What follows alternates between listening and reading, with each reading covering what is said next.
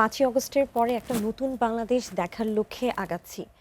বিগত সরকারের সময়ও আমরা দেখেছি দেশ কিভাবে রান করেছে। তো আমরা যখন একটা নতুন পদযাত্রা শুরু করতে যাচ্ছি, সেখানে এই সরকারের বয়স মাত্র 2.5 মান্থ। কাজেই আমরা এই 2.5 মান্থে কিন্তু একটা সরকারকে বিশ্লেষণ করা যায় না। বর্তমান সরকার অবশ্যই দেশের মানুষের কথা চিন্তা করেই কাজ করছে, আর বিএনপি একটা গণতান্ত্রিক রাজনৈতিক দল। তো সেখানে যেই জিনিসগুলো বলা হচ্ছে সেগুলো হচ্ছে যে আমরা যদি দেশনেত্রী বেগম খালেদা জিয়ার সময় দেশ যেভাবে চলেছে বা বর্তমানে এটা এই কম্পারিজন দিয়ে দেশ কিন্তু এগোবে না। আপনি বিভিন্ন কার্ডের কথা যখন বলছেন, এখানে ফ্যামিলি কার্ড ডেফিনেটলি একটা সাধারণ পরিবারের একটা সাধারণ মা বা বোন বা যে নাকি একটা সংসারের জন্য গুরুত্বপূর্ণ ভূমিকা রাখে, যার খেয়াল বা খোঁজ রাখার মতন কেউ নেই, তাকে যখন সম্মানিত করা হচ্ছে তখন কিন্তু সেই পরিবারের মুখে কিছুটা হলেও হাসি ফুটছে। এখন আপনি বলতে পারেন যে তাহলে এই খাতগুলো কোথা থেকে আসবে, কার্ডের খাতটা? দেখুন, বর্তমান সরকার কিন্তু সরকারি অনেক খরচ কমিয়ে দিয়েছে। আপনি যদি সংসদ ভবন থেকে শুরু করেন, সেখানেও কিন্তু আপনার এসি বলেন, লাইটের ইউজ বলেন, যতটুক প্রয়োজন ততটুকুই। এবং এখানে বিভিন্ন ভিআইপি বলেন, তাদের যে খাবারের খরচটা সেটা কিন্তু বিগত সময় থেকে বর্তমানে অনেক কমিয়ে আনা হয়েছে।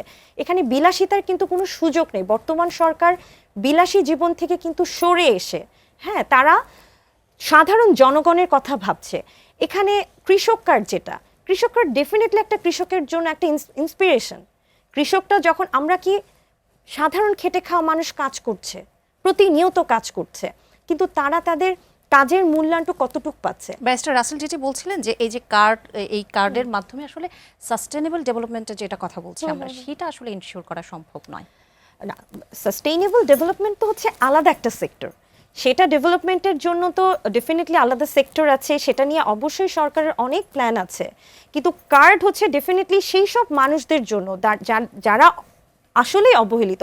আমরা টকশোতে কিন্তু অনেক কথা বলি, সাধারণ মানুষকে নিয়ে কথা বলি, তাদের দুর্যোগ, দুর্ভোগ, দুর্বিষহ জীবন নিয়ে কথা বলি, কিন্তু কয়জন মানুষ তার পরিশ্রমের মূল্যায়নটা আমরা করি? তো রিওয়ার্ড হিসেবে যখন একটা মানুষ সেই কার্ডটা পাচ্ছে, সেটা ডেফিনেটলি তার জন্য একটা আনন্দের ব্যাপার, তাই না?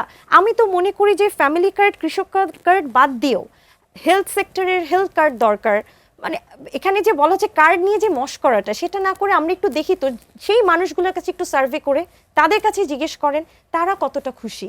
এবং বাংলাদেশের আমি মনে করি 64টা জেলা, এখন তো পাইলট প্ল্যানে শুরু হয়েছে ফ্যামিলি কার্ড, যখন 64টা জেলায় মানুষের হাতে হাতে ফ্যামিলি কার্ড চলে যাবে, তখন দেখবেন যে মানুষ কতটা খুশি হয়। তারা প্রত্যেকটা মানুষই চায় যে সরকারের কাছ থেকে তারা কিছু পাক, এবং এটা একদম প্রত্যক্ষভাবে যখন তারা জিনিসগুলো পাচ্ছে, ডেফিনেটলি সেই পরিবারের জন্য একটা স্বস্তির কারণ হচ্ছে, তাই না? আর সাধারণ মানুষ কিন্তু সাস্টেইনেবল ডেভেলপমেন্ট বুঝে না।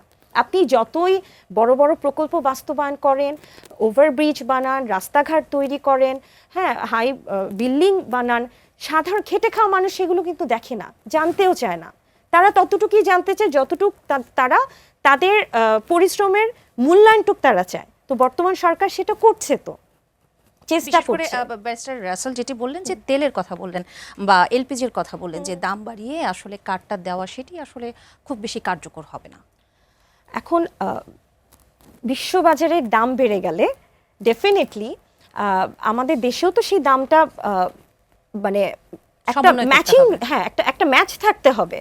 তো সেটা যদি বেড়ে যায়, তো বর্তমান সরকার তো সেটা কমিয়ে আনতে পারবে না। আর যে কার্ডের